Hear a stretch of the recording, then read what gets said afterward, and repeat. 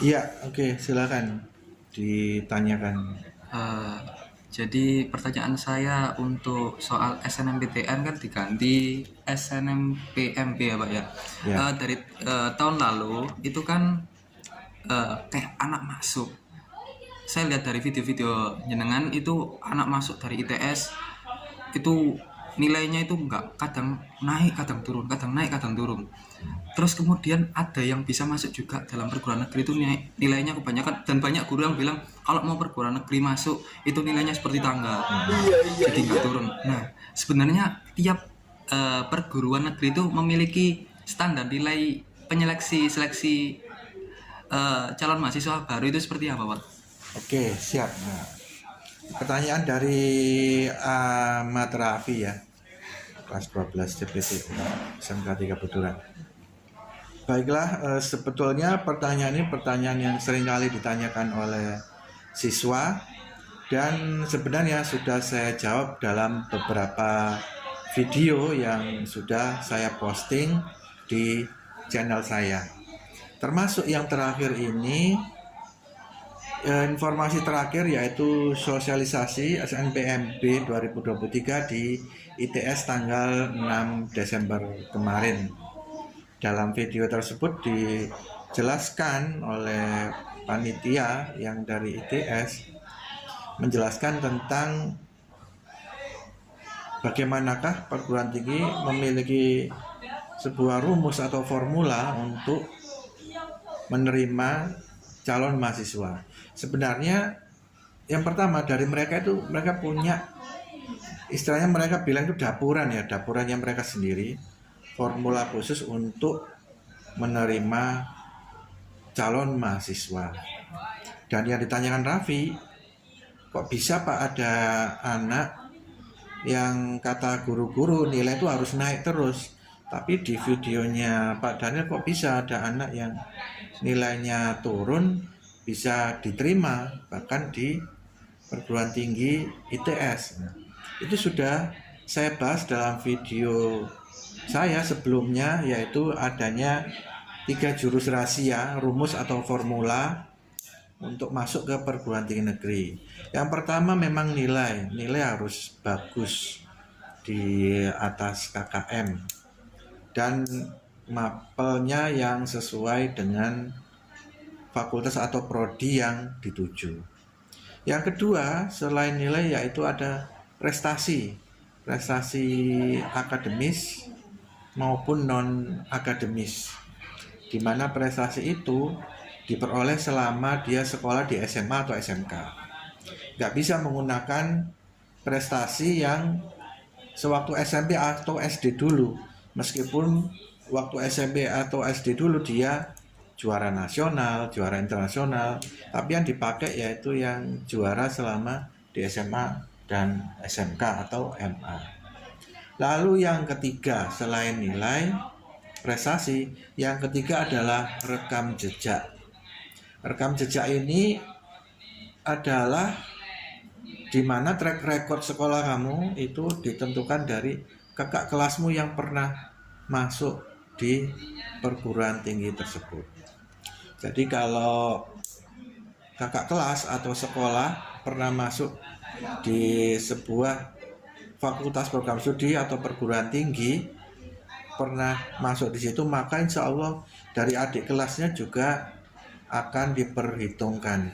Karena begini, dari contohnya dari ETS ya, itu kemarin mengatakan bahwasanya tidak boleh mengatakan kepada siswa nilai itu harus naik semua. Karena apa? Itu menjatuhkan mental siswa. Kalau ada seseorang yang mengatakan nilai harus naik semua, nanti banyak siswa yang merasa minder karena nilainya pernah turun, mungkin turun di semester 3 karena adanya UJT atau magang kerja sehingga nggak fokus. Nah, itu akan membuat siswa minder kalau dikatakan nilai harus naik terus. Akhirnya dia tidak jadi mendaftar. Padahal kesempatan itu ada. Kan masih ada yang jalur berprestasi, jalur prestasi. Dan dari kakak kelas, track record atau rekam jejaknya.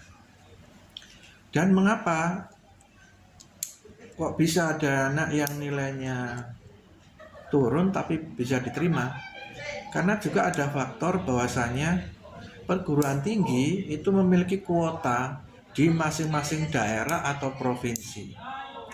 Semakin banyak sebuah perguruan tinggi menampung siswa dari berbagai provinsi, nilai perguruan tinggi tersebut akan semakin bagus dalam hal akreditasi. Jadi tidak mungkin sebuah perguruan tinggi negeri di Surabaya akan mengambil anak-anak Surabaya top yang pinter-pinter, tidak mungkin. Justru perguruan tinggi nilainya akan jelek di akreditasi kalau dia hanya mengambil anak-anak pinter dari Surabaya, dari Jakarta, hanya dari Surabaya, enggak. Bahkan kalau bisa ya di seluruh provinsi itu ada calon mahasiswa yang berasal dari semua provinsi di Indonesia. Nah, itu yang kemarin sempat menjadi penjelasan tambahan buat saya dan buat kita guru-guru maupun operator PDSS. Oh, ternyata kalau perguruan tinggi hanya mengambil anak-anak pinter tok di sebuah sekolah, di sebuah daerah, itu malah nilai akreditasi mereka akan rendah. Justru perguruan tinggi mengambil anak-anak daerah, anak 3T, itu malah nilainya perguruan tinggi justru akan semakin bagus. Nah, itu beberapa di antara hal yang bisa saya jawab untuk menjelaskan apakah nilai itu harus naik dan mengapa ada anak yang nilainya turun tapi bisa diterima di perguruan tinggi. Kira-kira jelas atau bagaimana? Jelas Pak. Jelas. Tadi itu hanya 3 pokok poin formula itu tadi. Ya, formula itu saya rumuskan berdasarkan pengalaman saya semenjak 2010 mengkawal siswa ke perguruan tinggi. Itu saya rumuskan, ternyata nilai. Kalau nilai tidak mencukupi ya pakai yang prestasi. Prestasi tidak mencukupi ya rekam jejak. Sama seperti kamu mengikuti jalur-jalur ini.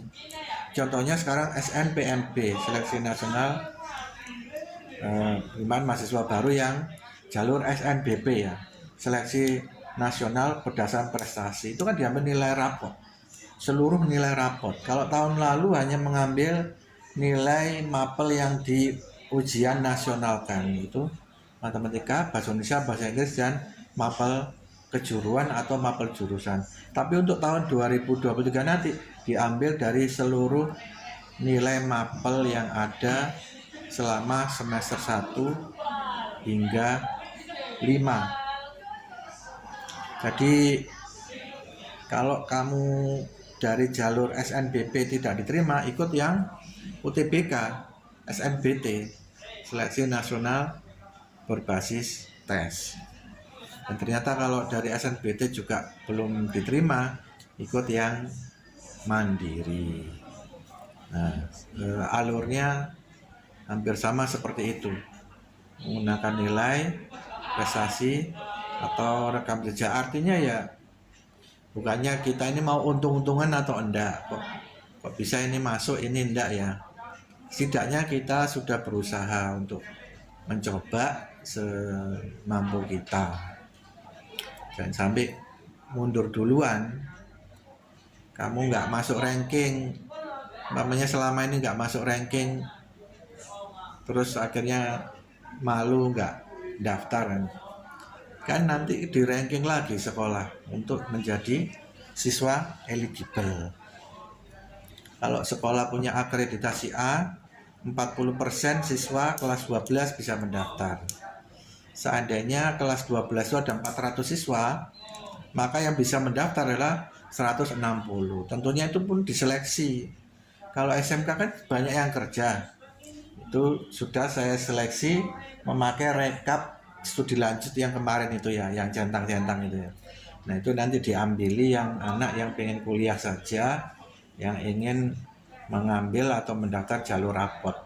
jalur nilai itu diambil itu saja, maka kesempatannya sebetulnya juga lebih besar untuk bisa masuk di jalur SNBP. Itu gimana? Jadi kita dengan sistem pembagian kayak pembagian kuota itu tadi kita juga bisa bersaing dengan SMA yang nilainya tinggi-tinggi gitu Pak.